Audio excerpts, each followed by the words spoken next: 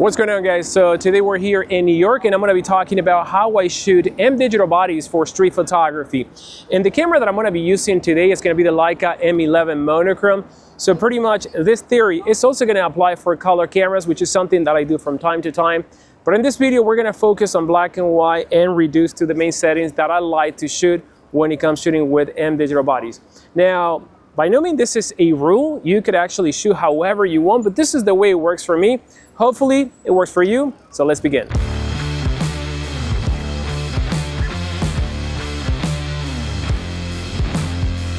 All right, so let's talk about the main settings that I like to set up right off the bat. And those are gonna be my shutter speed, my aperture, and my ISO. Now let's talk about the shutter speed. I like to be on a shutter speed that never is going to be under 1/250th of a second because I want to freeze the scene. Ideal, I like to be over 1/1000 of a second, and that's what I like to do. But in a bright day, I may actually set up the shutter speed automatically, just go in the auto mode and let the camera decide, and the camera for the most part, it's going to do a pretty good job and I don't have to worry. But when the light is a little bit questionable is when I like to gain control of my shutter speed. Now let's talk about the aperture. This one is very, very important because it's what's gonna allow me to fire really fast and get images in focus. So I like to be most of the time at f11, and that is going to be whether it is a super bright day or kind of like mid-light in the day. Why at f11? That's gonna be because my aperture is gonna be very narrow, and when you shoot at f11 or f16, f8, you are actually reducing the margin of error in your focusing. So the wider your aperture, the more accurate you have to be with the focus, and the narrower, the less you have to kind of like pay attention much to the focus. By doing so, I can estimate the distance and take a shot without much hesitation.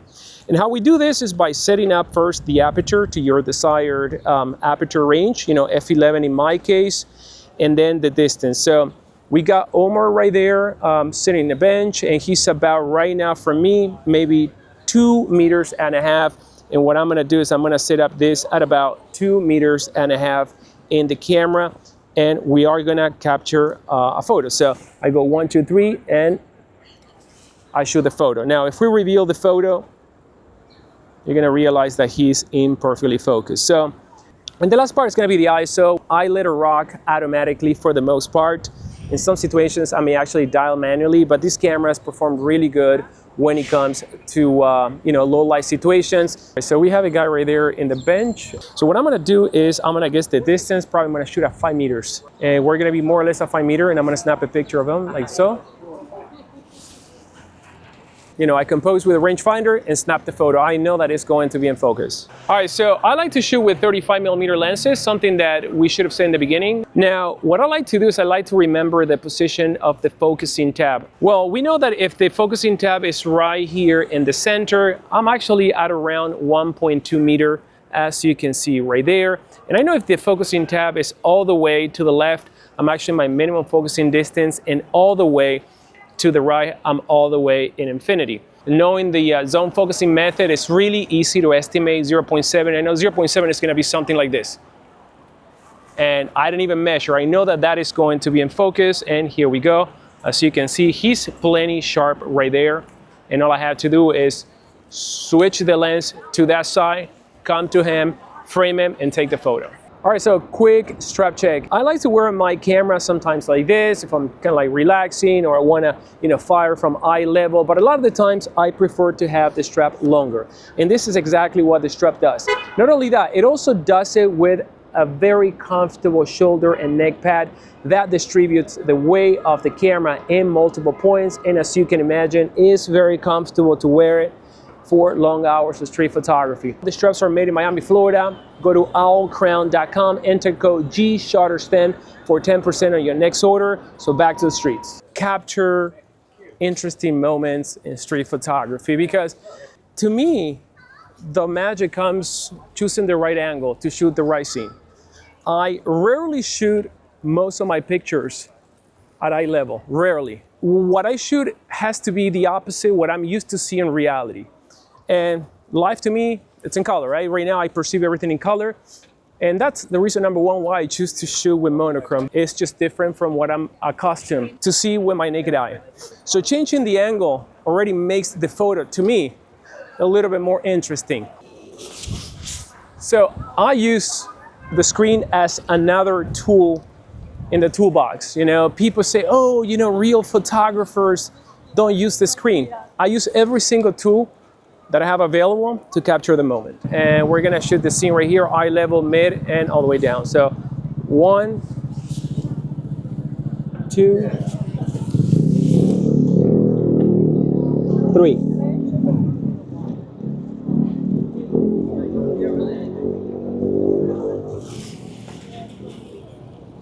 Another thing that you want to look for when it comes to street to make your photography interesting, at least to myself, of course, is to pick situations, right? Situations that are out of the ordinary. And for that, all it takes is for you to be a great observant. A lot of the time, the coolest shot happen when you have some patient, you lock in a place, or lock in a subject and wait for that scene to actually unfold before your eyes. So one of the things that I hear, from time to time is that I don't have anything interesting to shoot in my city. My city, there are not too many people, too many things happening. And yes, there are going to be cities that are ideal for street photography. You know, one of the cities that I like the most is going to be New York to shoot for obvious reasons. You know, there are a lot of things going on. I'm from Miami. I travel here a lot for work. And of course, I take this time to make this video and capture some of my moments. But there's always something that you can shoot anywhere, mostly anywhere. And a lot of the times, those great images are ready to be happening before our eyes. And when someone thinks about, look at this guy. When someone thinks, like, ooh, look at that. Hold on.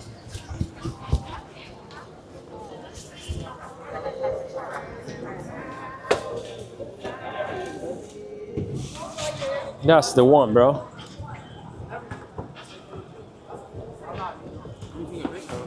Just street photography. Like, for example, here's a picture of Omar cutting me off right there, my friend. So today I'm with my friends Yomiko and Omar. We're doing a video about the M, and they decided to bring their Leica Qs. Good guys. Smart guys. We get along very well.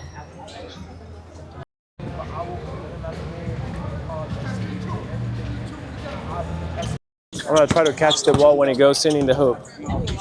Let's see if I could do that. Just don't want to bother.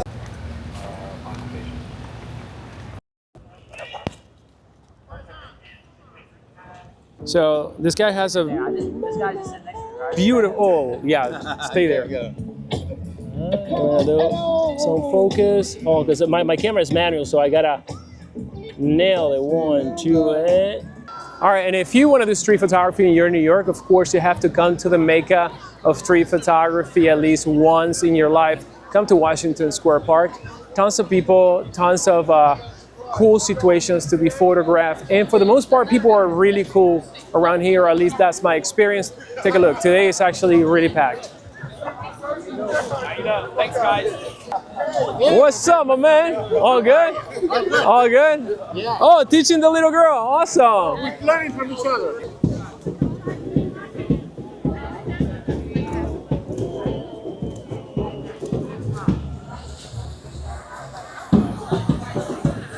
You guys have seen that I take a lot of pictures of people smoking. Don't ask me why I don't smoke.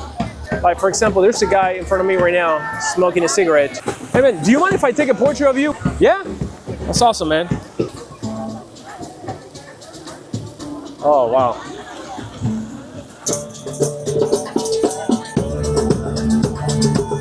So I'll switch back to, I'm gonna go to f5.6 for this scene, and I'm gonna full focus, rack focus manually.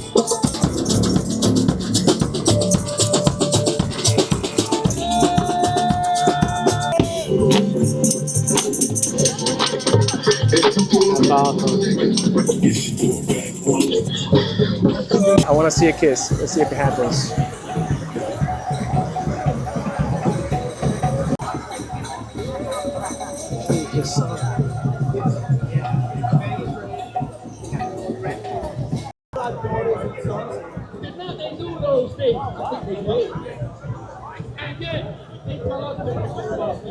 I'm trying to pick the right angle for this thing. You stay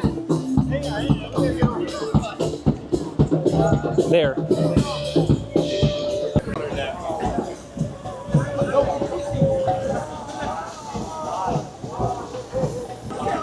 Wow, look at that. All right, that's awesome. So I'm gonna approach her from different sides.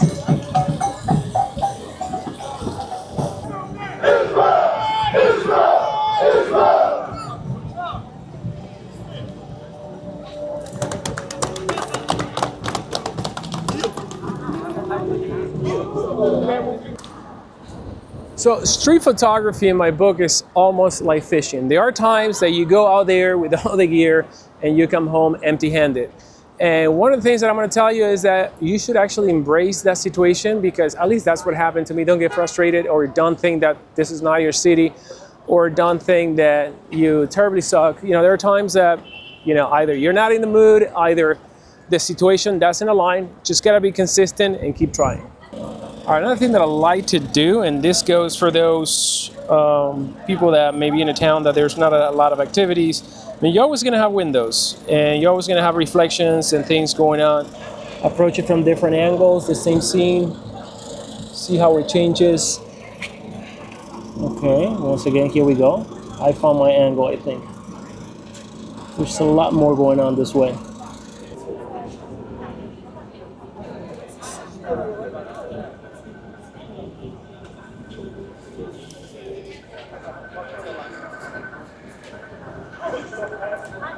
Oh, this is so good. I want to eat one of these. You want to try one?